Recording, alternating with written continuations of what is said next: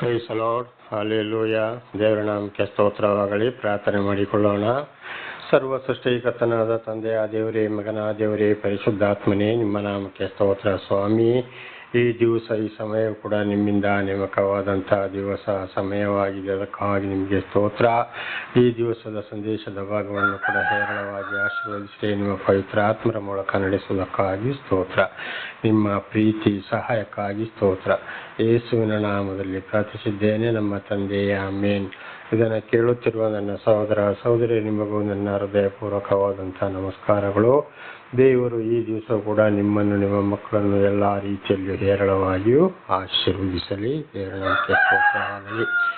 ಈ ದಿವಸದ ಸಂದೇಶದ ಭಾಗವು ಕೀರ್ತನೆ 9ನೇ ಅಧ್ಯಾಯ 12ರಿಂದ. ಕೀರ್ತನೆ 9ನೇ ಅಧ್ಯಾಯ 12ರಿಂದ. ದೇವರ ನಾಮಕ್ಕೆ ಸ್ತೋತ್ರವಾಗಲಿ. 9:12. ಆತನು ಕುಗ್ಗಿದವರ ಮೊರೆಯನ್ನು ಮರೆಯದೆ ಪ್ರಾಣಾಪರಾಧಕ್ಕೆ ಮೈಯಿ ತೀರಿಸುವನಾಗಿ ಅವರನ್ನು ಜ್ಞಾಪಕ ಮಾಡಿಕೊಂಡನು. ದೇವರ ನಾಮಕ್ಕೆ ಸ್ತೋತ್ರವಾಗಲಿ. ನೋಡಿ, ದೇವರು ಯಾರನ್ನು ಕರೀತಾರೋ, ಯಾರನ್ನು ಆರಿಸಿಕೊಳ್ತಾರೋ ಅಂಥವರಿಗೆ ದೇವರು ಆರಿಸಿಕೊಂಡವರ ಮುಖಾಂತರ ಅವರು ಯಾವ ಜನಾಂಗವೇ ಆಗಿರಲಿ, ಎಂಥ ಪಾಪಿಷ್ಟನೇ ಆಗಿರಲಿ, ಕುಗ್ಗಿ ಹೋದ ಕಡೆಗೆ ಅವರನ್ನು ಮಣ್ಣಿಗೆ ಮಣ್ಣಾಗಿ, ಧೂಳಿಗೆ ಧೂಳಾಗಿ ಹೋಗುವವರನ್ನು, ನಾನಾ ರೀತಿ ಕಷ್ಟ ಸಂಕಟ ದುಃಖದಲ್ಲಿ ಇರುವವರಿಗೆ ದೇವರು ಆರಿಸಿಕೊಂಡವರ ಸೇವಕರುಗಳನ್ನು ಪ್ರೀತಿಯಲ್ಲಿ ಅವರಿಗೆ ಕಳಿಸಿ ಅವರಿಗೆ ದೇವರ ವಿಷಯವನ್ನು ತಿಳಿಸಿದಾಗ, ಯಾರು ದೇವರೇ ಹೌದಪ್ಪ, ನನಗೆ ನೀನು ತಿಳಿಸಿದ್ದೀಯಾ, ಇನ್ನು ಮುಂದೆ ನಾನು ಆ ರೀತಿಗೆ ನಾನು ಜೀವಿಸುವುದಿಲ್ಲ, ನಾನು ನಿನ್ನ ಮಾತಿನಂತೆ ಜೀವಿಸ್ತೇನೆ ಅಂತೇಳಿ ದೇವರಿಗೆ ಮಾತು ಕೊಟ್ಟು, ಅಂದರೆ ಪಶ್ಚಾತ್ತಾಪ ಕೊಟ್ಟು, ಈ ಪ್ರಾಪಂಚಿಕ ವಿಷಯ, ಸೈತಾನ ಕಾರ್ಯ, ದುಷ್ಟರ ಸಹವಾಸವನ್ನು ಬಿಟ್ಟು ದೇವರ ಮಾತಿಗೆ ವಿಧೇಯರಾಗಿ ಜೀವಿಸುವುದಾದರೆ ಖಂಡಿತವಾಗಿ ಅಂತ ಕುಗ್ಗಿದವರ ಮೊರೆಯನ್ನು ದೇವರು ಮರೆಯುವುದೂ ಇಲ್ಲ. ಅಂಥವರನ್ನು ದೇವರು ಏನು ಮಾಡ್ತಾರೆ? ಆಶೀರ್ವಾದ ಮಾಡ್ತಾರೆ. ಒಂದು ವೇಳೆ ಆಮೇಲೆಯೂ ಕೂಡ ದೇವರೊಂದಿಗೆ ಜೀವಿಸುವಾಗ ದೇವರು ಕರೆದವರಿಗೆ ಇತರ ಜನಗಳು ಯಾರಾದರೂ ನಾನಾ ರೀತಿ ಅವರಿಗೆ ತೊಂದರೆ ಮಾಡುವುದಾದರೆ, ವಿರೋಧಿಗಳು ಬಂದರೆ ಅವರಿಗೆ ದೇವರೇ ಮೈಯಿ ತೀರಿಸ್ತಾನೆ. ಪ್ರಾಣ ಅಪರಾಧಕ್ಕೆ ಮೈಯಿ ತೀರಿಸುವನಾಗಿ. ಒಂದು ವೇಳೆ ದೇವರಿಂದ ಆಯ್ಕೆಗೊಂಡವರಿಗೆ ಯಾರಾದರೂ ನಾನಾ ರೀತಿಯಲ್ಲಿ ತೊಂದರೆ ಕೊಟ್ಟರೆ ಖಂಡಿತವಾಗಿ ಅವರ ಪರವಾಗಿ ದೇವರೇ ಯುದ್ಧ ಮಾಡ್ತಾನೆ. ಕಾರಣ, ಕುಗ್ಗಿ ಹೋಗಿದ್ದಾರೆ, ಅವರಿಗೆ ಬಲ ಇಲ್ಲ. ದೇವರು ಅಂಥವರ ಪ್ರಾಣ ಅಪರಾಧಕ್ಕೆ ಮೈ ತೀರಿಸುವವರಾಗಿದ್ದಾರೆ. ಅವರನ್ನು ಕೊಂದರೂ ಕೂಡ, ಹೊಡೆದ್ರು ಬಡಿದ್ರು, ಅವರಿಗೆ ಏನೇ ಹಿಂಸೆ ಕೊಟ್ಟರೂ ಕೂಡ ದೇವರೇ ಅವರಿಗೆ ಮೈ ತೀರಿಸುವವರಾಗಿದ್ದಾರೆ. ಅದಕ್ಕೆ ಮತ್ತಾಯ, ಮಾರ್ಕ, ಲೂಕದಲ್ಲೆಲ್ಲ ದೇವರು ಹೇಳಿದ್ದಾರೆ, ಈ ಚಿಕ್ಕವರಿಗೆ ಯಾರಾದರೂ ಒಬ್ಬ ತೊಂದರೆ ಆದರೆ ಅಂಥವರು ಕುತ್ತಿಗೆಗೆ ಬೀಸುವ ಕಲ್ಲನ್ನು ಕಟ್ಟಿಕೊಂಡು ಸಮುದ್ರಕ್ಕೆ ಹಾರುವುದೇ ಲೇಸು. ಬೀಸುವ ಕಲ್ಲಂದರೆ ಅದು ಈಗ ಕಾಣೋದಿಲ್ಲ. ಹಿಂದೆ ಎಲ್ಲ ಅಕ್ಕಿ ರಾಗಿಯನ್ನೆಲ್ಲ ಏನು ಮಾಡ್ತಾ ಇದ್ರು? ಬೀಸ್ತಾ ಇದ್ರು.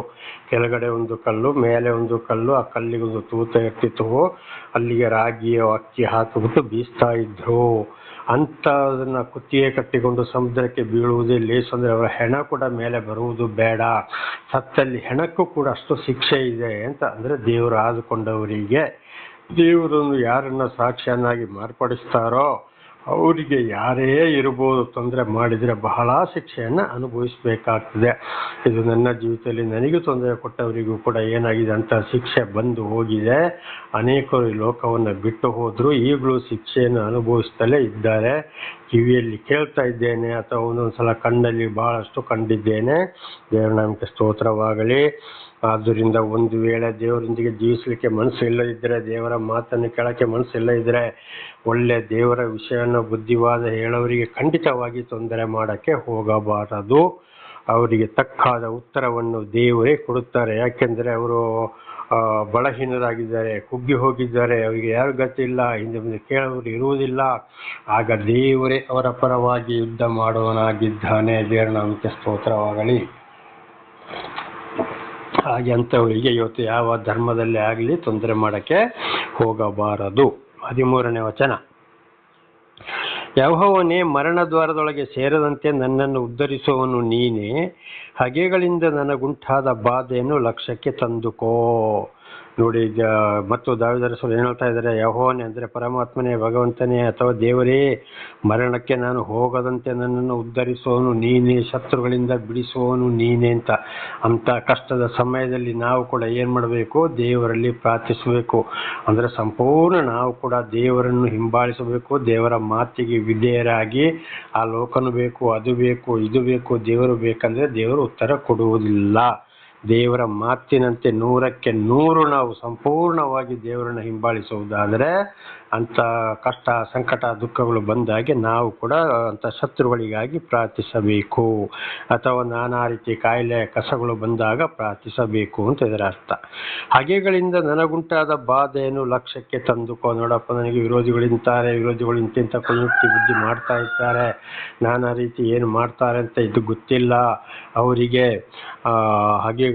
ಹಗೆಗಳಿಂದ ನನಗುಂಟಾದ ಬಾಧೆಯನ್ನು ಲಕ್ಷ್ಯಕ್ಕೆ ತಂದುಕೋ, ನನಗೆ ಬರುವಂತಹ ಕಷ್ಟ ಸಂಕಟ ದುಃಖ ನೆನಪಿಗೆ ತಂದುಕೋ ಅಂತಾಗ ನೀನೇ ಅವರೊಂದಿಗೆ ಯುದ್ಧ ಮಾಡು, ಅವರಿಗೆ ನೀನೇ ಮೈ ತೀರಿಸಪ್ಪ, ನೀನೇ ತೀರ್ಪು ಕೊಡು ಅಂತ ಇದರ ಅರ್ಥ. ನಾವು ಅಂಥವರಿಗಾಗಿ ಹೆಸರಿಡಿದು ಪ್ರಾರ್ಥಿಸಬೇಕು ವಿನಃ ನಮ್ಮ ವಿರೋಧಿಗಳೊಂದಿಗೆ ನಾವು ಯುದ್ಧ ಮಾಡೋಕ್ಕೆ ಜಗಳ ಮಾಡೋಕ್ಕೆ ಹೋಗಬಾರ್ದು. ಅವರು ಬಲಿಷ್ಠರು, ಅವ್ರ ಜೊತೆಲಿ ಬಹಳ ಜನ ಇರ್ತಾರೆ, ಈ ಲೋಕದವರವರು, ನಾವು ಈ ಲೋಕದವರಲ್ಲ, ಬಹಳ ಕಷ್ಟ ಇದೆ. ಆದ್ದರಿಂದ ನಾವು ದೇವರಲ್ಲಿ ಪ್ರಾರ್ಥಿಸಬೇಕು, ಅವರೊಂದಿಗೆ ಶಾಂತಿ ಸಮಾಧಾನದಿಂದ, ಇಲ್ಲದ್ರೆ ಯಾವುದಾದ್ರೂ ಒಂದು ಕಾರಣದಿಂದ ಉಪಾಯದಿಂದ ಅವರಿಂದ ದೂರವಿರಬೇಕು ಅಂತ ಇದರ ಅರ್ಥ.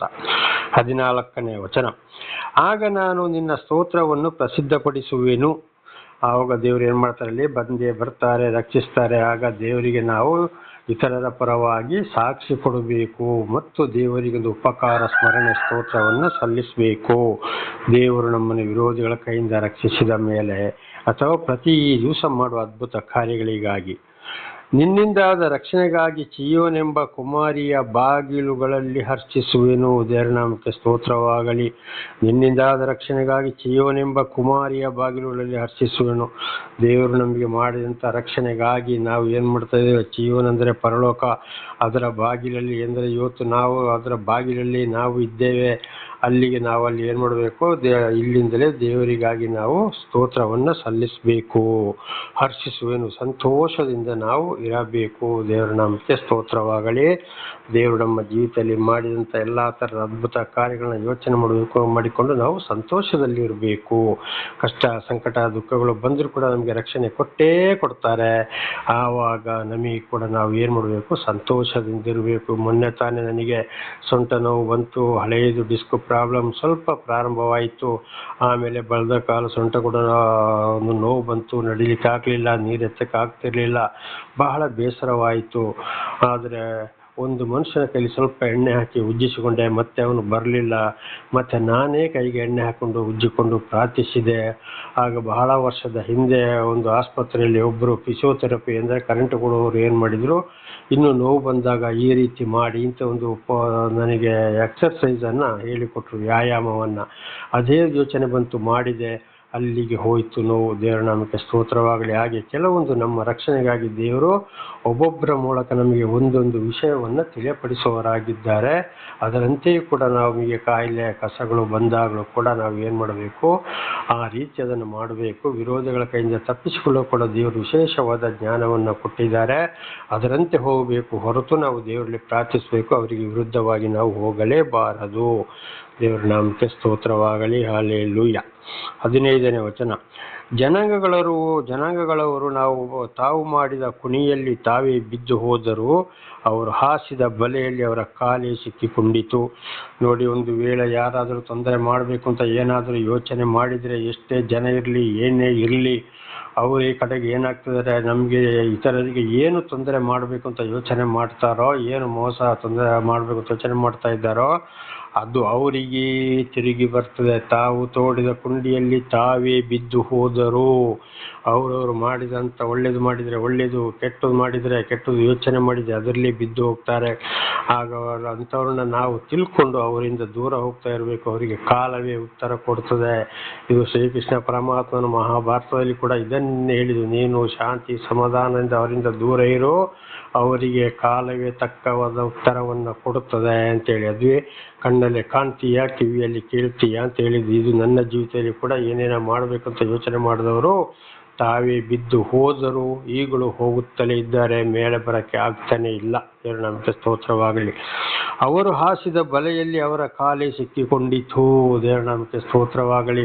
ಇನ್ನೊಬ್ಬನ ಬೀಳಿಸ್ಬೇಕು ಮಾಡಬೇಕು ಅಂತ ಯೋಚನೆ ಮಾಡ್ತಾರೋ, ಏನು ಯೋಚನೆ ಮಾಡ್ತಾರೋ ಆ ಶಿಕ್ಷೆಯನ್ನು ಅವರೇ ಅನುಭವಿಸ್ತಾರೆ.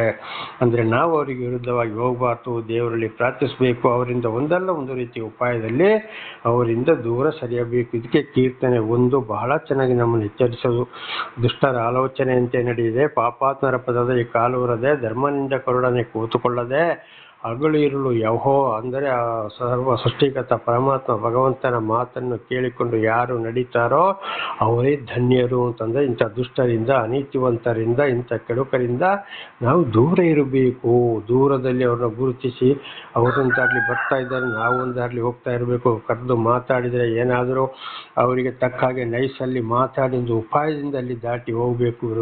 ನೆಗಾಡ್ತಾ ಮಾತಾಡ್ತಾ ನೈಸಾಗಿ ಒಂದು ವೇಳೆ ಅವರನ್ನು ಹೊಗಳಬೇಕಾದಂಥ ಪರಿಸ್ಥಿತಿ ಕೂಡ ಬರ್ತದೆ. ಹಾಗೆ ಹೊಗಳಿಕೊಂಡು ಅವರನ್ನು ನಾವು ಬಿಟ್ಟು ಹೋಗಬೇಕು. ಯಾವುದಾದ್ರೊಂದು ರೀತಿಯಲ್ಲಿ ಅವರನ್ನು ಎದುರಿಸೋಕ್ಕಾಗೋದಿಲ್ಲ. ಅವರು ಬಲಾಢ್ಯರು, ಅವರ ಸಂಖ್ಯೆ ಜಾಸ್ತಿ ಇದೆ, ನಮ್ಮ ಸಂಖ್ಯೆ ಕಡಿಮೆ ಇದೆ. ಆದರೆ ನಾವು ಉಪಾಯದಲ್ಲಿ ಹೋಗ್ತಾ ಇರಬೇಕು. ಅವರು ತೋಡಿದ ಗುಂಡಿಯಲ್ಲಿ ಅವರವರೇ ಬಿದ್ದು ಹೋಗ್ತಾರೆ. ದೇವರ ನಾಮಕ್ಕೆ ಸ್ತೋತ್ರವಾಗಲಿ. ಹಲ್ಲೆಲೂಯ. 16 ಯೆಹೋವನು ನ್ಯಾಯ ತೀರಿಸುವನಾಗಿ ತನ್ನನ್ನು ಪ್ರಕಟಿಸಿಕೊಂಡಿದ್ದಾನೆ. ದೇವರು ಏನು ಹೇಳ್ತಾರೆ? ಪ್ರತಿಯೊಬ್ಬರಿಗೂ ಅವರವರ ಕೃತ್ಯಗಳಿಗೆ ಕೊಡುವ ತಕ್ಕ ಪ್ರತಿಫಲ ನನ್ನ ಕೈಯಲ್ಲಿದೆ ಅಂತೇಳಿ.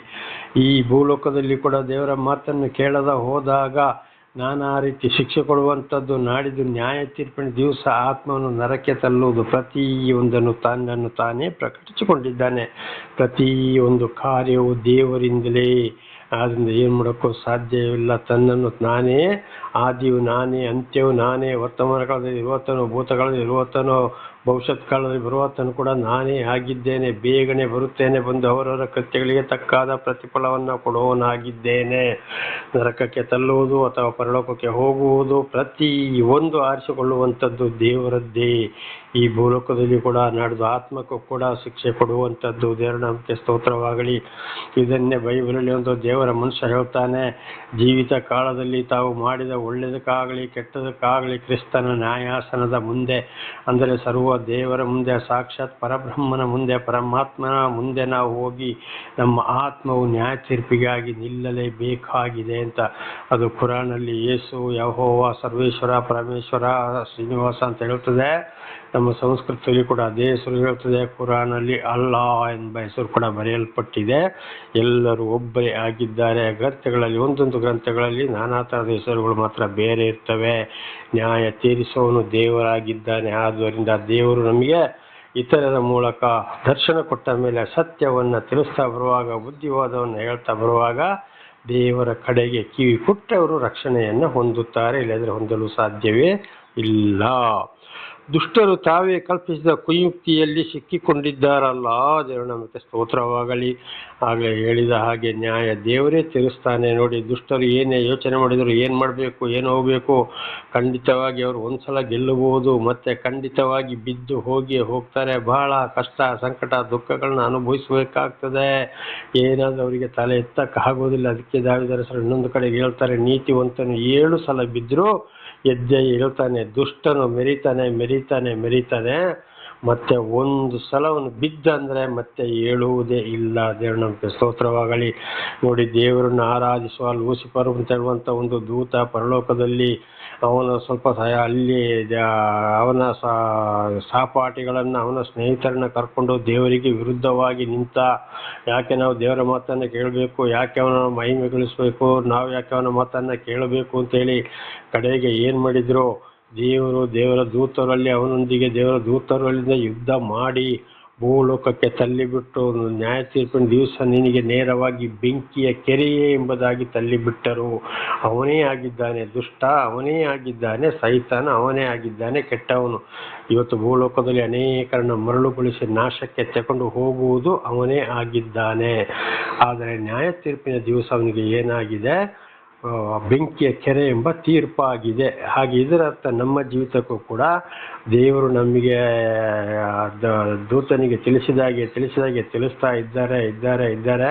ಒಂದು ವೇಳೆ ನಾವು ದೇವರ ಮಾತನ್ನು ಕೇಳದೆ ವಿರುದ್ಧವಾಗಿ ನಡೆದ್ರೆ ಅವರು ಎಷ್ಟೇ ಪ್ರಾರ್ಥನೆ ಮಾಡಲಿ, ಎಂಥ ಭಾಷೆ ಮಾತಾಡಲಿ, ಎಷ್ಟೇ ಬೋಧನೆ ಮಾಡಲಿ, ಎಷ್ಟೇ ಸಾಕ್ಷಿ ಹೇಳಲಿ, ಏನೇ ಮಾಡಲಿ, ಯಾವ ಜನಾಂಗವೇ ಆಗಲಿ, ನರಕವೆಂಬ ತೀರ್ಪು ಆಗಿ ಹೋಗಿದೆ ಅಂತ ನಾವು ಇದನ್ನು ಚೆನ್ನಾಗಿ ತಿಳ್ಕೊಳ್ಬೇಕು. ಇದು ಪ್ರಕಟಣೆ ಗ್ರಂಥ 21ನೇ ಅಧ್ಯಾಯ 8ನೇ ವಚನಗಳಲ್ಲಿಯೂ, ಮತ್ತಾಯ 3ನೇ ಅಧ್ಯಾಯ 10ನೇ ವಚನಗಳಲ್ಲಿಯೂ ಅನೇಕ ಕಡೆ ಇದನ್ನು ನಾವು ಕಾಣ್ತಾ ಇದ್ದೇವೆ. 1 ಪೇತ್ರ 4ನೇ ಅಧ್ಯಾಯ 6ನೇ ವಚನ ಕೂಡ ಸಂಪೂರ್ಣವಾಗಿ ನಮಗೆ ದೃಢಪಡಿಸ್ತದೆ. ಇದು ಪೇತ್ರ ಹೇಳಿದಂಥ ಮಾತು, ಪೇತ್ರನ ಮೂಲಕ ದೇವರಾಡಿದಂಥ ಮಾತು. ಹಾಗೆ ಅವರು ತೋಡಿದ ಗುಳಿಯಲ್ಲಿ ಅವರೇ ಬಿದ್ದು ಹೋಗ್ತಾರೆ.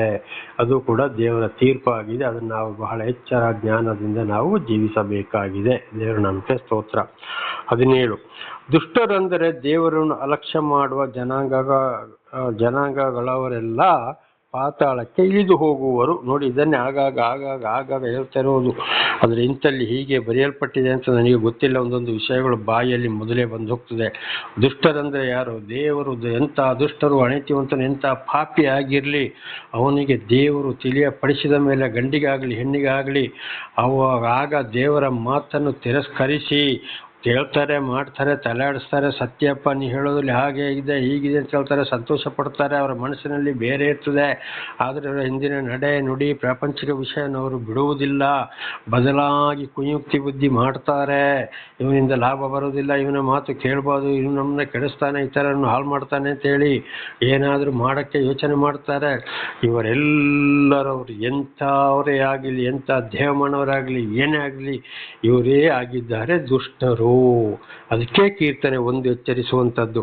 ದುಷ್ಟರ ಆಲೋಚನೆಯಂತೆ ನಡೆಯದೆ, ಪಾಪಾತ್ಮರ ಪಥದಲ್ಲಿ ಕಾಲುವರದೆ, ಧರ್ಮನಿಂದಕರೊಡನೆ ಕೂತುಕೊಳ್ಳದೆ ಅಂತ ಅವರನ್ನು ಬಿಟ್ಟು ಜೀವಿಸಿ. ಅವರು ದೇವಮಣವರು, ಪೂಜಾರಿಗಳು, ಬ್ರಾಹ್ಮಣರು, ಮಠಾಧೀಶರು, ಸ್ವಾಮೀಜಿಗಳು, ಋಷಿಮುನಿಗಳು, ಪಾಸ್ಟರ್ಗಳು, ಫಾದರ್ಗಳು, ರೆವರೆಂಡ್ಗಳು, ಬಿಷಪ್ಗಳು ಅಂತ ಹೇಳಿ ಪ್ರಯೋಜನ ಇಲ್ಲ. ಇವರು ಯಾವ ರೀತಿಯಲ್ಲಿದ್ದಾರೆ ಅಂತ ಮೊದಲು ಅವರನ್ನು ಕಂಡುಹಿಡಿಬೇಕು. ಅವರೇ ಆಗಿದ್ದಾರೆ ದುಷ್ಟರು. ಪ್ರತಿಯೊಬ್ಬರು ದೇವರ ಮಾತನ್ನು 9:18 ದಿಕ್ಕಿಲ್ಲದವರು ಕಡೆಯವರೆಗೆ ಮರೆಯಲ್ಪಡುವುದಿಲ್ಲ, ದೀನರ ನಿರೀಕ್ಷೆಯು ಕೆಡುವುದೇ ಇಲ್ಲ. ದಿಕ್ಕಿಲ್ಲದವರು ಕಡೆಯವರೆಗೆ ಮರೆಯಲ್ಪಡುವುದಿಲ್ಲ. ಆ ದೇವರು ಆರಿಸಿಕೊಂಡವರಿಗೆ ನೋಡಿ, ಯಾವುದೇ ಆಸ್ತಿ ಪಾಸ್ತಿಗಳು ಯಾವುದೇ ಇರುವುದಿಲ್ಲ, ಅಲಂಕಾರ ಇರುವುದಿಲ್ಲ. ಒಂದು ದಿಕ್ಕಿಲ್ಲದವರು ಅಂದರೆ ಖಂಡಿತವಾಗಿ ಕುಗ್ಗಿ ಹೋದವರ ಮೊರೆಯನ್ನು ಆಳಿಸುವನೆಂಬುದಾಗಿ ಅಂಥವರಿಗೆ ದೇವರು ದರ್ಶನವನ್ನು ಕೊಡ್ತಾರೆ. ದೇವರು ಅವರ ಜೀವಿತದಲ್ಲಿ ಬಹಳ ಅದ್ಭುತ ಕಾರ್ಯಗಳನ್ನು ಮಾಡ್ತಾರೆ. ಅವ್ರಿಗೆ ಆಸ್ತಿ ಪಾಸ್ತಿ ಯಾರೂ ಇಲ್ಲ. ಒಂದು ವೇಳೆ ಇದ್ದರೂ ಕೂಡ ದೇವರ ದರ್ಶನವಾದ ಮೇಲೆ ಸರಿಯಾಗಿ ದೇವರ ವಿಷಯವನ್ನು ನುಡಿಯುವುದಾದರೆ ಅಂಥವ್ರನ್ನು ತಂದೆ ಆಗಲಿ, ತಾಯಿ ಆಗಲಿ, ಗಂಡ ಆಗಲಿ, ಹೆಂಡತಿ ಆಗಲಿ, ಮತ್ತೆ ಆಗಲಿ, ಇಡೀ ಕುಟುಂಬ ಸಂಸಾರ ಜನಾಂಗ ಆಗಲಿ ಬಿಟ್ಟು ಹಾಕಿಬಿಡ್ತಾರೆ ಅವರನ್ನು. ದೇವರ ನಾಮಕ್ಕೆ ಸ್ತೋತ್ರವಾಗಲಿ. ಆಗ ಅವರು ದಿಕ್ಕಿಲ್ಲದವರು ಆಗ್ತಾರೆ. ಆಗ ದೇವರವರನ್ನು ನಿಜವಾಗಿ ಆರಿಸಿಕೊಂಡರೆ ಅವರು ಖಂಡಿತವಾಗಿ ಆಮೇಲೆ ದೊಡ್ಡ ದೊಡ್ಡ ಮನೆ ಬೇಕು, ಐಶ್ವರ್ಯಮಯ ಜೀವನ ಬೇಕು ಅಂತೇಳಿ ನೋಡೋದಿಲ್ಲ. ದೇವರ ವಾಕ್ಯವನ್ನು ಸತ್ಯವನ್ನೇ ನುಡಿತಾ ಹೋಗ್ತಾರೆ. ಖಂಡಿತವಾಗಿ ಪೆಟ್ಟು 1 ತುಂಡು 2 ಬೆಂಕಿಯ ಚೂರಾಗಿ ಅವರು ಮಾತನಾಡ್ತಾರೆ. ಯಾವುದಕ್ಕೂ ಯಾರನ್ನು ಮುಲಾಜಿಡುವುದಿಲ್ಲ, ಯಾವುದಕ್ಕೂ ಆಸೆ ಪಡುವುದೇ ಇಲ್ಲ. ಆಗ ಅಂಥವರನ್ನು ಅಂಥವ್ರು ಏನು ಮಾಡ್ತಾರೆ? ದೇವರು ಅವರೊಂದಿಗೆ ಇರ್ತಾರೆ. ಅವರು ಯಾವುದೇ ಕಾರಣಕ್ಕೂ ದೇವರಿಂದ ದೂರ ಹೋಗುವುದಿಲ್ಲ. ಇದರಲ್ಲಿ ಕಂಡುಹಿಡಿಬೇಕು ದೇವರಿಂದ ಆಯ್ಕೆಗೊಂಡವರು ಯಾರು ಅಂತ ಹೇಳುವಂಥದ್ದು. ದೀನರ ನಿರೀಕ್ಷೆಯು ಕೆಡುವುದೇ ಇಲ್ಲ. ಅಂಥವರ ನಿರೀಕ್ಷೆ ಯಾವಾಗಲೂ ಕೆಡುವುದಿಲ್ಲ. ಒಂದು ವೇಳೆ ಅವರಿಗೆ ಊಟಕ್ಕೆ ಅಯ್ಯೋ ನನಗೆ ಊಟಕ್ಕಿಲ್ಲಲ್ಲಪ್ಪ, ಅಥವಾ ಭಾಳ ದಿವಸದಿಂದ ಏನಾದರೂ ಒಂದು ಒಳ್ಳೆ ವಸ್ತು ತಿನ್ನದೇ ಇರ್ಬೋದು, ಆಗಲೂ ಅಯ್ಯೋ ನಾನು ತಿನ್ನಬೇಕಾಗಿತ್ತಪ್ಪ, ಇಲ್ಲ ಅಂದರೆ ಅದು ಯಾವ ರೂಪದಲ್ಲಿ ಆದರೂ ದೇವರು ಕಳಿಸುತ್ತಾರೆ. ದೇವರ ನಾಮಕ್ಕೆ ಸ್ತೋತ್ರ. ಎಲೀಯನನ್ನು ದೇವರು ಕಾಡೊಳಗೆ ಕಳಿಸಿದಾಗ ಅವನಿಗೆ ಊಟಕ್ಕಿರಲಿಲ್ಲ, ಕುಡಿಯೋಕ್ಕೆ ನೀರಿಲ್ಲ. ಕಾಗೆಗಳ ಮುಖಾಂತರ ಮಾಂಸ ರೊಟ್ಟಿಯನ್ನು ತರಿಸಿಕೊಟ್ಟರು.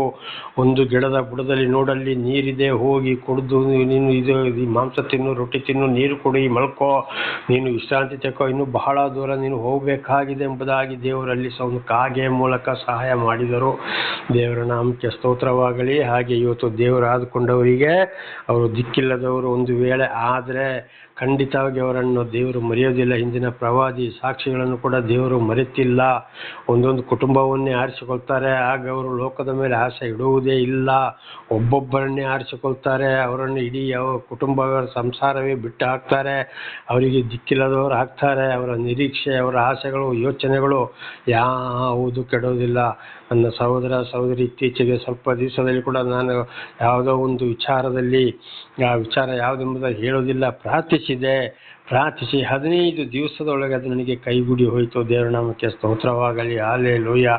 ಒಂದೊಂದು ವಸ್ತುವನ್ನು ಕೂಡ, ಏನಾದರೂ ಒಂದು ವಸ್ತು, ಅಯ್ಯೋ ನನಗೆ ಹೀಗೆ ಬೇಕಿತ್ತಲ್ಲಪ್ಪ ಅಂತ ಯೋಚನೆ ಮಾಡಿದರೆ ಸ್ವಲ್ಪ ದಿವಸದೊಳಗೆ ಅದು ಕೈಗೂಡಿ ಹೋಗ್ತದೆ. ಯಾರ ಮುಖಾಂತರ ಬರ್ತದೆ ಅಂತ ನನಗೆ ಗೊತ್ತಿಲ್ಲ. ದೇವರ ನಾಮಕ್ಕೆ ಸ್ತೋತ್ರವಾಗಲಿ. ಹಲ್ಲೆಲೂಯಾ. ಹಾಗೆ ಇವತ್ತೊಂದು ಕುಟುಂಬವನ್ನು ಕೂಡ, ಒಂದು ತಾಯಿ 2 ಮಕ್ಕಳನ್ನು ಮತ್ತೊಂದು ಮಗಳನ್ನು ದೇವರು ಕೊಟ್ಟಿದ್ದಾರೆ. ಆದರೆ ಮಗಳಿಗೆ ಮದುವೆಯಾಗಿ ಅವ್ರ ಸಂಸಾರ ಬೇರೆ ಇದ್ದಾರೆ. ತಾಯಿ ಮತ್ತು 2 ಮಕ್ಕಳು, ಆ ಮಕ್ಕಳಿಗೆ ಇನ್ನೂ ಮದುವೆ ಆಗಲಿಲ್ಲ. ಏನು ಯೋಚನೆ ಆಗಬೇಕು, ಏನು ಮಾಡಬೇಕೋ. ನಮ್ಮ ಮನೆಯವರಿಂದಲೂ ಹೆಚ್ಚಾಗಿ ಇವತ್ತು ನನ್ನನ್ನು ದೇವರು ಅವರ ಮೂಲಕ ಪೋಷಣೆ ಮಾಡೋವರಾಗಿದ್ದಾರೆ. ಬೇಕಾಗಿದ್ದು ಎಲ್ಲವನ್ನು ಅವರ ಮೂಲಕ ದೇವರು ಕೊಡ್ತಾ ಇದ್ದಾರೆ. ಆದ್ದರಿಂದ ದೇವರವರನ್ನು ಹೇರಳವಾಗಿ ಆರಿಸಲಿ, ಉನ್ನತ ಮಟ್ಟಕ್ಕೆ ಏರಿಸಲಿ. ನ್ಯಾಯ ತೀರ್ಪಿಗಾಗಿ ಬರುವಾಗ ದೇವರು ಅವರನ್ನು ನೆನೆಸಿಕೊಳ್ಳಲಿ. ದೇವರ ಮಾರ್ಗದಲ್ಲಿ ಪವಿತ್ರ ಆತ್ಮನ ಮೂಲಕ ಅವರನ್ನು ನಡೆಸಲೆಂದು ನಾನು ಅವರನ್ನು ಆಗಾಗ ಪ್ರಾರ್ಥಿಸುವವನಾಗಿದ್ದೇನೆ. ದೇವರ ನಾಮಕ್ಕೆ ಸ್ತೋತ್ರವಾಗಲಿ. ಹಾಗೆ ದೇವರು ಆದುಕೊಂಡವರಿಗೆ ಮೀಕ ಪ್ರವಾದಿ 7:5 ಕೂಡ ಇದನ್ನೇ ಹೇಳಿದ್ದು. ಈ ರೀತಿ ಆಗ್ತದೆ, ಹೆದರಬೇಡಿ, ನಾನು ಲೋಕವನ್ನು ಜಯಿಸಿದ್ದೇನೆ, ನೀವು ಈ ಲೋಕದವರು ಅಲ್ಲ ಅಂತೇಳಿ. ಒಂದು ವೇಳೆ ನಾವು ದೇವರೊಂದಿಗೆ ಸಾಕ್ಷಿಯಾಗಿ ಜೀವಿಸುವಾಗ ಈ ರೀತಿ ಕಷ್ಟ ಇದ್ದರೆ ಒಂದೊಂದು ಗಂಡ ಹೆಂಡತಿಯನ್ನು ಆರಿಸಿಕೊಳ್ತಾರೆ. ಈಗ ಉದಾಹರಣೆಗೆ ಬೈಬಲ್ ಅಬ್ರಹಾಂ, ಇಸಾಕ್, ಯಾಕೋಬ ಇವರೆಲ್ಲ ನೋಡುವಾಗ ಗಂಡ ಹೆಂಡತಿ ಮಕ್ಕಳು ಸಮೇತ ದೇವರೊಂದಿಗೆ ಜೀವಿಸಿದರು. ನೋಡಿ, ಅದು ಕುಟುಂಬವನ್ನು ಆರಿಸಿಕೊಂಡ್ರು.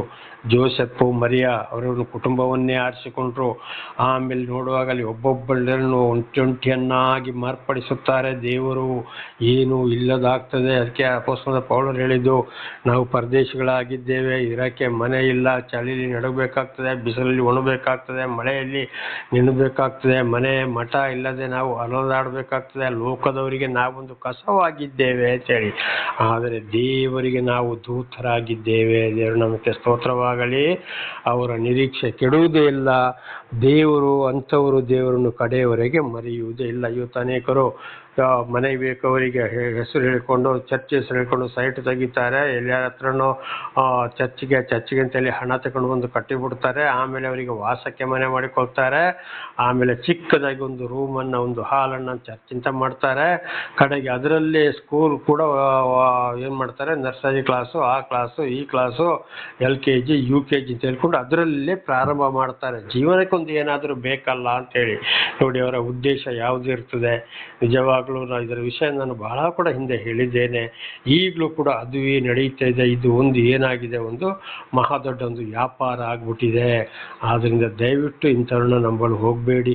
ಈ ಹಿಂದೆ ಮಂಗಳೂರಿನ ಒಂದು ಸಹೋದರಿ ಕೂಡ ಇದರ ಬಗ್ಗೆ, ಪವಿತ್ರಾತ್ಮ ಯಾರಲ್ಲಿ ಇದ್ದರೆ ಈ ರೀತಿ ಇರ್ತಾರೆ, ಯಾರಲ್ಲಿ ಪವಿತ್ರಾತ್ಮ ಇಲ್ಲೋ ಅವರು ಯಾವ ರೀತಿ ಸುಳ್ಳು ಹೇಳ್ಕೊಂಡು ವಂಚಿಸ್ತಾರೆ ದೇವರ ತಿಳ್ಕೊಂಡು ಅಂತೇಳಿ ಮಂಗಳೂರಿನ ಒಂದು ಸಹೋದರಿ ಕೂಡ ಬಹಳ ಒಂದು ಸಂದೇಶವನ್ನು ಕೊಟ್ಟರು. ಒಂದು ಹಿಂದೂ ಸಹೋದರರು ಕೂಡ ಅದರ ಬಗ್ಗೆನೇ ಕೊಟ್ಟರು, ಆ ಪರಮಾತ್ಮನ ಬಗ್ಗೆ ಅಂತ ಹೇಳ್ಕೊಂಡು. ದೇವರ ನಮಗೆ ಸ್ತೋತ್ರವಾಗಲಿ. ಹಾಗೆ ನೋಡಿ, ದೇವರ ಆತ್ಮ ಇರುವವರು ಈ ರೀತಿಯಲ್ಲಿ ಇರ್ತಾರೆ. ಇದನ್ನು ಕಂಡುಹಿಡಿದುಕೊಳ್ಬೇಕು. ಹಾಗೆ ದಿಕ್ಕಿಲ್ಲದವರಾದರೂ ಕೂಡ ದೇವರು ಯಾರನ್ನು ಕರೆದಿದ್ದಾರೋ ಅವರು ದೇವರನ್ನು ಮರೆಯುವುದಿಲ್ಲ. ಸತ್ರು ಸಾಯಲಿ, ನನಗೆ ಈ ಲೋಕದ ವಿಷಯ ಯಾವುದು ಬೇಕಾಗಿಲ್ಲ, ಎಲ್ಲರೂ ಬಿಟ್ಟು ಹಾಕಲಿ, ಆದಿ ಬೀದಿಲಿ ಬೇಕಾದರೂ ಬಿದ್ದು ಸಾಯಲಿ, ದೇವರನ್ನು ಬಿಡುವುದಿಲ್ಲ, ದೇವರ ಮಾತನ್ನು ಮೀರೋದಿಲ್ಲ, ದೇವರ ಮಾತನ್ನು ಖಂಡಿತವಾಗಿ ಸಾರ್ತಾ ಹೋಗ್ತೀನಿ. ಈಗ ಉದಾಹರಣೆಗೆ ಮೋಶೆ, ಎರೇಮ್ಯನೆಲ್ಲ ಏನು ಮಾಡಿದ್ರು? ಎರೇಮ್ಯ ಅಂದರೆ ಕಣ್ಣೀರಿನ ಮನುಷ್ಯ ಅಂತ ಅದರ ಅರ್ಥ. ಎರೇಮ್ಯ ಅಂದರೆ ಭಾಷೆ ಬೇರೆ. ನೀರಿಲ್ಲದ ಬಾವಿಗೆ ಹೋಗಿ ಹಾಕಿದ್ರು ಖಂಡಿತ ನುಡಿದಕ್ಕಾಗಿ.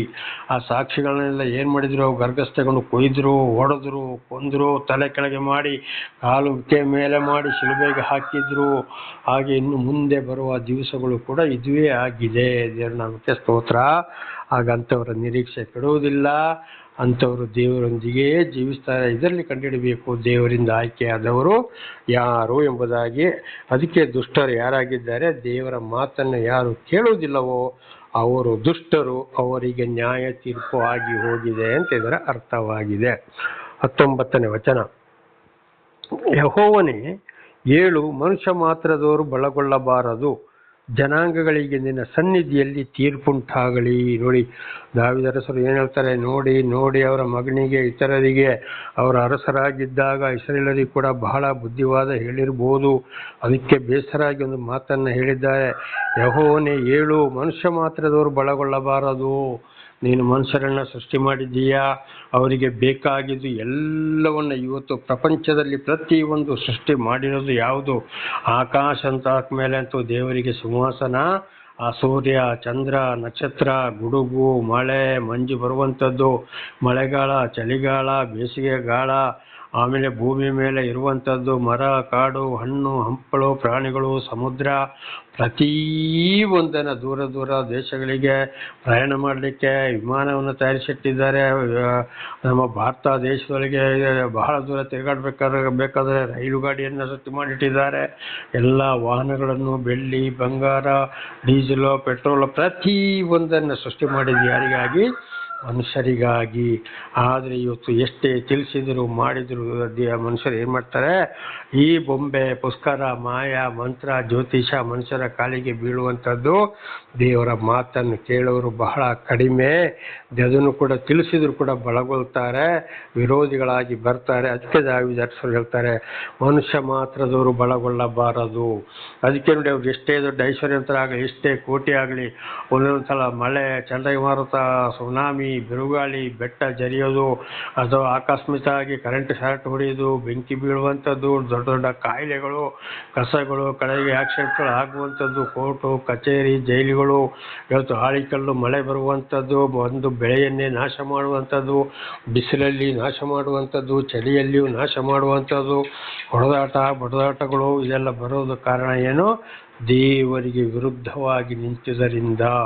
ಅದಕ್ಕೆ ದಾವೀದರಸರು ಹೇಳಿದ್ರು, ಯೆಹೋವನೇ ಏಳು, ಮನುಷ್ಯ ಮಾತ್ರದವರು ಬಳಗೊಳ್ಳಬಾರದು. ಆಗ ದೇವರು ಯಾರಿಗೆ ಸರಿಯಾದ ವಿಚಾರವನ್ನು ದರ್ಶನ ಕೊಡ್ತಾರೋ ಎಲ್ಲವನ್ನ ಬಿಟ್ಟು ಆಯಾಯ ಗ್ರಂಥಗಳಲ್ಲಿ ಅವರವರು ಸೃಷ್ಟಿಕರ್ತನನ್ನು ತಿಳ್ಕೊಂಡ ಮಾತಿಗೆ ವಿಧೇಯರಾಗಿ ಜೀವಿಸಿದರಲ್ಲಿ ಆಶೀರ್ವಾದ, ಅವರ ಮಕ್ಕಳನ್ನು ಕೂಡ ದೇವರು ಹೇರಳವಾಗಿ ಆಶೀರ್ವಾದ ಮಾಡ್ತಾರೆ. ದೇವರ ನಮಗೆ ಸ್ತೋತ್ರ. ಜನಾಂಗಗಳಿಗೆ ನಿನ್ನ ಸನ್ನಿಧಿಯಲ್ಲಿ ತೀರ್ಪುಂಟಾಗಲಿ, ನಿನ್ನ ಸನ್ನಿಧಿಯಲ್ಲಿ ತೀರ್ಪುಂಟಾಗಲಿ. ಆದರೆ ಈ ಲೋಕದಲ್ಲಿ ಏನೇ ಮಾಡಿದ್ರು ಯಾರು ನೋಡೋದಿಲ್ಲ, ಮಾಡೋದಿಲ್ಲ ಅಂತ ಯೋಚನೆ ಮಾಡೋದು ಬೇಡ. ಇದನ್ನು ಹಿಂದೆ ಕೂಡ ತಿಳ್ಕೊಂಡಿದ್ದೇವೆ. ಆಕಾಶದ ಮೇಲೆ ಈಗಲೂ ನೀರಿದೆ. ಅಲ್ಲಿ ಅಲ್ಲಿ ಸರ್ವ ಸೃಷ್ಟಿಕರ್ತನಾದ ದೇವರು ಆಕಾಶದ ಕೆಳಗೆ ಇಣುಕಿ ನೋಡಿ ಪ್ರತಿಯೊಬ್ಬರ ಹೃದಯ, ಮನಸ್ಸು, ಮಾತು, ಇಡುವ ಹೆಜ್ಜೆಯನ್ನು ಕೂಡ ನೋಡವನಾಗಿದ್ದಾನೆ. ಅದು ಮಾತ್ರವಲ್ಲಪ್ಪ, ದೇವರ ಮೂರನೇ ಆತ್ಮ, ಪವಿತ್ರ ಆತ್ಮ ಅಂದರೆ ಪರಮಾತ್ಮ ಈ ಭೂಲೋಕದಲ್ಲಿ ನಮ್ಮನ್ನು ನಡೆಸ್ತಾ ಇರುವುದು. ಇಲ್ಲಿ ಆ ಪವಿತ್ರ ಆತ್ಮ ಕೂಡ ನಮ್ಮನ್ನು ನಡೆಸ್ತಾ ಇರುವಾಗ ಮಾತು ಕೇಳದ ಹೋದರೆ ಇಲ್ಲಿಂದ ನಾವು ಪರಲೋಕಕ್ಕೆ, ಅಲ್ಲಿಂದ ತಂದೆಯಾದ ದೇವರಿಗೆ ಅಂದರೆ ಸರ್ವ ಸೃಷ್ಟಿಕರ್ತನಾದಂಥ ದೇವರಿಗೆ ಈ ಪವಿತ್ರಾತ್ಮ ದೇವರನೇ ಮೂರನೇ ಆತ್ಮದ ಪರಮಾತ್ಮರು ಇಲ್ಲಿಂದ ವರದಿ ಕೊಡುವವರಾಗಿದ್ದಾರೆ. ದೇವರ ನಾಮಕ್ಕೆ ಸ್ತೋತ್ರವಾಗಲಿ. ಇದು ಬೈಬಲಲ್ಲಿ ಸ್ಪಷ್ಟವಾಗಿ ಕೂಡ ಈ ವಿಷಯ ಬರೆಯಲ್ಪಟ್ಟಿದೆ. ಪ್ರತಿ ಒಂದನ್ನು ವೀಕ್ಷಿಸಿ ನೋಡೋವರಾಗಿದ್ದಾರೆ. ಅದಕ್ಕೆ ಪ್ರತಿ ಒಂದುಗಳಿಗೆ ನೀನು ತೀರ್ಪು ಕೊಡು ನಿನ್ನ ಸನ್ನಿಧಿಯಲ್ಲಿ. ಅಂದರೆ ನ್ಯಾಯ ತೀರ್ಪಿನ ದಿವಸ ಒಂದು ವೇಳೆ ಮಾಡಿದ ಅನ್ಯಾಯಕ್ಕೆ ಇಲ್ಲೇ ತೀರ್ಪು ಸಿಗಬಹುದು. ಒಂದು ವೇಳೆ ಸಿಗದೆ ಹೋದರೂ ಕೂಡ ಅವರ ಆತ್ಮ ನರಕಕ್ಕೆ ಹಿಂದೆ ಕೂಡ ನಾವು ತಿಳ್ಕೊಂಡಿದ್ದೇವೆ, ಅವರಿಗೆ ತೀರ್ಪು ಆಗಿ ಹೋಗಿದೆ. ನ್ಯಾಯ ತೀರ್ಪಿನ ದಿವಸ ಏನಾಗಿದೆ? ಅವರಿಗೆ ನೇರವಾಗಿ ನರಕವೇ ಗತಿ ಅಂತೇಳಿ ದೇವರ ನಾಮಕ್ಕೆ ಸ್ತೋತ್ರವಾಗಲಿ. ಅದಕ್ಕೆ ದಾವೀದರಸರು ಹೇಳಿದ್ರು, ಯೆಹೋವನೇ ಏಳು, ಮನುಷ್ಯ ಮಾತ್ರದವರು ಬಳಗೊಳ್ಳಬಾರದು, ಜನಾಂಗಗಳಿಗೆ ನಿನ್ನ ಸನ್ನಿಧಿಯಲ್ಲಿ ತೀರ್ಪುಂಟಾಗಲಿ. ಯಾರಿಗೆ ತೀರ್ಪು ಆಗ್ತದೆ, ತೀರ್ಪು ಕೊಡ್ತಾರೆ, ಯಾರು ಎಲ್ಲಿಗೆ ಹೋಗ್ತಾರೆ ಅಂತ ಈ ಭೂಲೋಕದಲ್ಲಿ ದೇವರು ವಿಶೇಷವಾದ ಜ್ಞಾನವನ್ನು ಯಾರಿಗೆ ಕೊಟ್ಟು ನಡೆಸ್ತಾ ಇದ್ದಾರೋ, ಯಾರನ್ನು ನಡೆಸ್ತಾ ಇದ್ದಾರೋ ಅವರಿಗೆ ಪ್ರತಿಯೊಬ್ಬರ ವಿಚಾರವು ಭೂಲೋಕದಲ್ಲಿ ಗೊತ್ತಾಗ್ತದೆ. ಆಗ ದೇವರು ಒಂದೊಂದು ಸಲ ಪ್ರೀತಿ ಇದ್ದರೆ ಅಂಥವ್ರಲ್ಲಿ ಕಳಿಸಿ, ನೋಡಪ್ಪ ಈ ರೀತಿ ಬದಲಾಗು, ಈ ವಿಚಾರಗಳನ್ನ ಬಿಡು, ಸರ್ವ ಸೃಷ್ಟಿಕರ್ತನಾದ ದೇವರ ಬಳಿಗೆ ಬಾ ಎಂಬುದಾಗಿ ಹೇಳಿಸ್ತಾರೆ. ಕಾರಣ ಅವರ ಆತ್ಮ ನರಕಕ್ಕೆ ಹೋಗಬಾರದು ಅಂತ. ಕೇಳಿ ಬಿಟ್ಟು ಬಂದರೆ ಆಶೀರ್ವಾದ, ಇಲ್ಲದಿದ್ದರೆ ಶಿಕ್ಷೆ ತಪ್ಪಿಸಿಕೊಳ್ಳಲು ಖಂಡಿತವಾಗಿಯೂ ಸಾಧ್ಯ ಇಲ್ಲ. ಅದಕ್ಕೆ ಹೇಳಿದ್ದು, ಜೀವಿತ ಕಾಲದಲ್ಲಿ ಮಾಡಿದ ಒಳ್ಳೆಯದಕ್ಕಾಗಲಿ ಕೆಟ್ಟದಕ್ಕಾಗಲಿ ಯಥಾಸ್ಥಿತಿ ಆ ಕ್ರಿಸ್ತನ ಅಂದರೆ ಪರಮಾತ್ಮ ಭಗವಂತನ ನ್ಯಾಯಸ್ಥಾನದ ಮುಂದೆ ನಾವು ಪ್ರತಿಯೊಬ್ಬರು ನಮ್ಮ ಆತ್ಮ ನಿಲ್ಲಲೇಬೇಕು. ಸ್ವರ್ಗ ನರಕ ಎಂಬ ತೀರ್ಪಿಗೆ ಅವರಿಗೆ ನಾನು ಬಂದು ಉತ್ತರ ಕೊಡುತ್ತೇನೆ ಅಂತ ಹೇಳಿದ್ದು. ಕೊನೆಯ ಯುಗದಲ್ಲಿ ಕೊನೆಯ ದಿವಸ ದೇವರು ನ್ಯಾಯ ತೀರ್ಪಿಗಾಗಿ ವೈಕುಂಠ ಪರಲೋಕದಿಂದ ಅಂದರೆ ಕೈಲಾಸದಿಂದ ಬೆಂಕಿಯ ಮಧ್ಯದಲ್ಲಿ ಇಳಿದು ಬರೋನಾಗಿದ್ದಾನೆ. ಎಲ್ಲಿಗೆ? ಈಗಿನ ಇಸ್ರೇಲ್ ದೇಶದ ಜೆರುಸಲೇಮ್ ಎಂಬ ಸ್ಥಳಕ್ಕೆ ಇಳಿದು ಬರ್ತಾರೆ. ಅಲ್ಲಿ ನಾವು ಪ್ರತಿಯೊಬ್ಬರು ಆದಾಮನ ಕಾಲದಿಂದ ಮೊದಲು ಮನುಷ್ಯರನ್ನು ದೇವರು ಉಂಟು ಮಾಡಿದ ಅವನ ಕಾಲದಿಂದ ಅಲ್ಲಿಯವರೆಗೆ ಎಷ್ಟೋ ಕೋಟಿಗಳು ನಾವು ಯಾರು ಇರೋದಿಲ್ಲ, ಯಾವ ಮುಂದೆ ಎಷ್ಟೇ ತಲೆಮಾರಾದರೂ ಕೂಡ ಇರೋದಿಲ್ಲ. ಪ್ರತಿಯೊಬ್ಬರು ಸತ್ಯ ಸಾಯ್ತಾರೆ. ಆ ಆತ್ಮ ಎಲ್ಲ ಅಲ್ಲಿಗೆ ಹೋಗಲೇಬೇಕು ನ್ಯಾಯ ತೀರ್ಪಿಗಾಗಿ. ದೇವರ ನಾಮಕ್ಕೆ ಸ್ತೋತ್ರವಾಗಲಿ. ಅದಕ್ಕೆ ಹೇಳಿದ ದಾವೀದರಸರು, ಜನಾಂಗಗಳಿಂದ ಸನ್ನಿಧಿಯಲ್ಲಿ ತೀರ್ಪುಂಟಾಗಲಿ. ಅದಕ್ಕೆ ಇವತ್ತು ಕೆಲವರಿಗೆ ದೇವರ ಉದಾಹರಣೆಗೆ ಇವತ್ತು ನನ್ನ ಮೂಲಕವೇ ಸತ್ಯತೆಯನ್ನು 2024 ಇಸವಿ ಮಾರ್ಚ್ 1ರಿಂದ ಸತ್ಯತೆಯನ್ನು ತಿಳಿಸ್ತಾ ಬರ್ತಾ ಇದ್ದಾರೆ. ದೇವರು ಅಂದರೆ ಕೆಲವರ ಮೇಲೆ ದೇವರಿಗೆ ಪ್ರೀತಿ ಇದೆ. ಅದಕ್ಕಾಗಿ ಈ ವಿಷಯವನ್ನ ಈ ಮೊಬೈಲ್ ಕೂಡ ನನಗೆ ದೇವರು ಕೊಟ್ಟು ಒಂದು ಪಾಪಿಯಾದ ನನ್ನನ್ನು ಆರಿಸಿಕೊಂಡು ಸತ್ಯವನ್ನ ತಿಳಿಸ್ತಾ ಬರ್ತಾ ಇದ್ದಾರೆ. ಅದಕ್ಕೆ ಮನೆಯಲ್ಲಿ ವಿರೋಧ ಬಂದರೂ ನನ್ನನ್ನು ಒಬ್ಬಂಟಿಗಳನ್ನಾಗಿ ದೇವರು ಮಾರ್ಪಡಿಸಿದ್ರು. ದೇವರ ಸಾಕ್ಷಿ ನೀಡಲಿಕ್ಕೆ, ಉಪದೇಶ ಮಾಡಲಿಕ್ಕೆ, ಅದುವೇ ಇವತ್ತು ಕೂಡ ಸತ್ಯವನ್ನ ತಿಳಿಸ್ತಾ ಇರುವುದು. ಆದ್ದರಿಂದ ನನ್ನ ಸಹೋದರ ಸಹೋದರಿಯರೇ, ದೇವರ ದರ್ಶನವಾಗ್ತಾ ಇದೆ ನಿಮಗೆ. ದಯವಿಟ್ಟು ಇವತ್ತು ಹಿಂದೂ ಇರಲಿ, ಕ್ರಿಶ್ಚಿಯನ್ ಇರಲಿ, ಮುಸ್ಲಿಮ್ಸ್ ಇರಲಿ, ಜೈನ ಇರಲಿ, ಬುದ್ಧ ಇರಲಿ, ಸಿಖ್ ಇರಲಿ, ಕೇಳಿದವರು ಖಂಡಿತವಾಗಿ ದೇವರ ವಾಕ್ಯದಂತೆ ನಡ್ಕೊಳ್ಳಿ. ಈ ಪ್ರಾಪಂಚಿಕ ವಿಷಯಗಳನ್ನ, ಪ್ರಾಪಂಚಿಕ ಮನುಷ್ಯರನ್ನ, ಪ್ರಾಪಂಚಿಕ ಈ ದೇವರುಗಳನ್ನ, ಪೂಜೆ ಪುಸ್ಕರ ಎಲ್ಲ ಚೆನ್ನಾಗಿ ಗೊತ್ತಿದೆ, ಹೇಳಿ ಆಗಿದೆ. ದಯವಿಟ್ಟು ಅದನ್ನು ಹಿಂಬಾಲಿಸಲು ಹೋಗಬೇಡಿ. ಇದಾಗಿದೆ ದೇವರ ಪ್ರೀತಿ. ದೇವರ ನಾಮಕ್ಕೆ ಸ್ತೋತ್ರ. 20ನೇ ವಚನ, ಯೆಹೋವನೇ ಅವರಿಗೆ ಭಯವನ್ನು ಹುಟ್ಟಿಸು, ಜನಾಂಗಗಳು ತಾವು ಮನುಷ್ಯ ಮಾತ್ರದವರೆಂದು ತಿಳಿದುಕೊಳ್ಳಲಿ. ನೋಡಿ, ಮತ್ತೆ ದಾವೀದರಸರು ಹೇಳ್ತಾ ಇದ್ದಾರೆ, ನೋಡಪ್ಪ ಅವ್ರನ್ನ ಹಾಗೆ ಬಿಡಬೇಡ, ಇದು ಇಷ್ಟುವೇ ಅಂತೇಳಿ ಯೋಚನೆ ಮಾಡ್ಕೋತ ಅವರಿಗೆ ಭಯ ಉಂಟು ಮಾಡು, ಅಂದರೆ ಒಂದೊಂದು ಶಿಕ್ಷೆಗೆ ನೀನು ಒಳಪಡಿಸು, ಅವರಿಗೆ ನಿನ್ನ ಬಗ್ಗೆ ಹೆದರಿಕೆ ಉಂಟಾಗಲಿ ಅಂತ. ಇದನ್ನು ಕೂಡ ದೇವರು ಏನು ಮಾಡ್ತಾರೆ, ಮಾತು ಕೇಳದೆ ಹೋದರೆ ಒಂದೊಂದು ಶಿಕ್ಷೆಯನ್ನ ಕೊಡ್ತಾ ಬರ್ತಾರೆ. ಕಷ್ಟ, ಸಂಕಟ, ದುಃಖಗಳು, ಪ್ರಾಣಿಗಳು, ಪಕ್ಷಿಗಳು, ಅವರ ಹೊಲ, ವ್ಯವಸಾಯ, ತೋಟಗಳಲ್ಲಿ ಕೂಡ ಮಾಡಿದಂಥ ಫಸಲುಗಳಿಗೆ ಯಾವುದು ಉತ್ತಮ ಬೆಳೆ ಸಿಕ್ಕುವುದಿಲ್ಲ, ಬೆಳೆ ಪೂರ್ತಿ ಹಾಳಾಗ್ತದೆ, ವಿರೋಧಿಗಳು ಬರ್ತಾರೆ, ನಾನಾ ರೀತಿಯಲ್ಲಿ ಅವರಿಗೆ ಶಿಕ್ಷೆಯನ್ನು ಕೊಡುತ್ತಾ ಬರ್ತಾನೆ. ಇದುವೇ ದೇವರ ಶಿಕ್ಷೆಯಾಗಿದೆ. ಜನಾಂಗಗಳು ತಾವು ಮನುಷ್ಯ ಮಾತ್ರದವರೆಂದು ತಿಳಿದುಕೊಳ್ಳಲಿ ಅಂತ. ಆದರೆ ಕೆಲವರು ಬದಲಾಗ್ತಾರೆ. ಅದು ದೇವರ ಆತ್ಮ ಯಾರ ಮೇಲೆ ಇದೆಯೋ, ಯಾರು ದೇವರಿಗೆ ಬೇಕೋ ದೇವರೇ ಅವರನ್ನು ಬಿಡುಗಡೆ ಮಾಡ್ತಾರೆ. ಮತ್ತೆ ಕೆಲವರಿಗೂ ಕೂಡ ಇದೆ, ತಿಳಿಸ್ತಾರೆ. ದೇವರ ಆತ್ಮ ಅವರಲ್ಲಿ ಇದ್ದರೆ ಖಂಡಿತವಾಗಿ ದೇವರಿಗೆ ವಿಶೇಷವಾದ ಪ್ರೀತಿ ಅವರ ಮೇಲೆ ಇದ್ದರೆ ಅವರು ಬದಲಾಗ್ತಾರೆ. ಇಲ್ಲದ್ರೆ ಎಷ್ಟು ಹೇಳಿದ್ರು ಲೋಕದ ವಿಷಯವನ್ನು ಬಿಟ್ಟು ಬರುವುದಿಲ್ಲ. ಅವರಿಗೆ ತೀರ್ಪು ಆಗಿ ಹೋಗಿದೆ ಅಂತ ಇದರ ಅರ್ಥ ಬಹಳ ಚೆನ್ನಾಗಿ ತಿಳ್ಕೊಳ್ಬೇಕು. ಪ್ರಾರ್ಥನೆ ಮಾಡಿಕೊಳ್ಳೋಣ. ಇಲ್ಲಿಗೆ ಕೀರ್ತನೆ 9 ಮುಕ್ತಾಯವಾಯಿತು. ಸರ್ವ ಸೃಷ್ಟಿಕರ್ತನ ತಂದೆಯ ದೇವರೇ, ಮಗನ ದೇವರೇ, ಪರಿಶುದ್ಧಾತ್ಮನೇ, ನಿಮ್ಮ ನಾಮಕ್ಕೆ ಸ್ತೋತ್ರ ಸ್ವಾಮಿ. ಈ ದಿವಸದ ಸಂದೇಶವನ್ನು ನನ್ನ ಸಹೋದರ ಸಹೋದರಿ ನನ್ನ ಮೂಲಕ ನೀವು ತಿಳಿಸಿದ್ದೀರಿ. ಏನಾದರೂ ಅವರು ತಪ್ಪಿ ಹೋಗಿದ್ದರೆ ಅಥವಾ ಗೊತ್ತಿಲ್ಲ ಇದ್ದರೆ ನೀವೇ ಅವರನ್ನು ನಡೆಸಿರಿ ಸ್ವಾಮಿ. ನಿಮ್ಮ ಪವಿತ್ರಾತ್ಮರ ಮೂಲಕ ನಡೆಸುವುದಕ್ಕಾಗಿ ಸ್ತೋತ್ರ. ಅದಕ್ಕೆ ಬೇಕಾದಂಥ ಶಾಂತಿ, ಸಮಾಧಾನ, ಆರೋಗ್ಯ, ವಿಶೇಷವಾದ ಜ್ಞಾನವನ್ನು ಕೊಟ್ಟು ಅವರಿಗೆ ಅನುಗ್ರಹಿಸಿರಿ. ಅವರವರ ಮಕ್ಕಳಿಗೂ ತಿಳಿಸಿ ಅವರೆಲ್ಲರೂ ಇತರರಿಗೆ ಸಾಕ್ಷಿಗಳಾಗುವಂತೆ ಮಾರ್ಪಡಿಸಿರಿ. ಹಾಗೆ ಮಾಡುವುದಕ್ಕಾಗಿ ಸ್ತೋತ್ರ. ನಿಮ್ಮ ಪ್ರೀತಿ ಸಾಯಲದ ಯಾರೂ ಆಶೀರ್ವಾದ ಹೊಂದಲು ಏನು ಆಗಲು ಕೂಡ ಸಾಧ್ಯವಿಲ್ಲ. ನಿಮ್ಮೆಲ್ಲ ಉಪಕಾರಗಳಿಗಾಗಿ ಕೃತಜ್ಞತಾ ವಂದನೆಗಳು. ಯೇಸುವಿನ ನಾಮದಲ್ಲಿ ಪ್ರಾರ್ಥಿಸಿದ್ದೇನೆ, ನಮ್ಮ ತಂದೆಯ ಆಮೇನ್. ಇದನ್ನು ಕೇಳುತ್ತಿರುವ ನನ್ನ ಸಹೋದರ ಸಹೋದರಿ, ನಿಮಗೂ ನನ್ನ ಹೃದಯಪೂರ್ವಕವಾದಂಥ ಧನ್ಯವಾದಗಳು. ದೇವರು ನಿಮ್ಮನ್ನು ಕೂಡ ಎಲ್ಲ ರೀತಿಯಲ್ಲಿ, ನಿಮ್ಮ ಮಕ್ಕಳನ್ನು, ಪಶು ಪ್ರಾಣಿ, ಪ್ರತಿಯೊಂದು ಕೆಲಸ ಕಾರ್ಯಗಳನ್ನು, ನಿಮ್ಮ ಹೊಲ ತೋಟ ಮನೆಗಳು ಎಲ್ಲವನ್ನು ದೇವರು ಹೇರಳವಾಗಿ ಆಶೀರ್ವದಿಸಲಿ. ಆಮೇನ್.